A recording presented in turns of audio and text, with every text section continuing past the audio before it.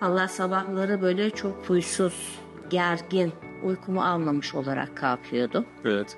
Ben sonra daha sakin, böyle relax. Daha mutlusunuz. Evet, daha mutluyum. Peki horlama sesi ve tıkanmalar Hayır, nasıl? hiç yok.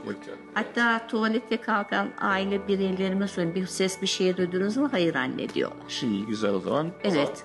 Teşekkür Memnun ederiz. olun. Ben Sağ olun. size çok teşekkür ederiz. ederim. Sağ olun. Allah beni kurtardınız bu dertten. Rica ederim. Sağ olun. Öyle, sağ olun. Dayanılacak gibi bir şey değil çünkü. İnsan hayatı Torunum olsa bile etkiliyor. küçük, 2 yaşında, beraber bazen koynuma alıyorum. Anne horluyorsun diyor, böyle dürtüyor filan minik parmaklarında. Olsun. Şu an her şey yolunda. Her şey yolunda. Çok Sağ teşekkür olun. ederim. Teşekkür Sağ ederim. olun.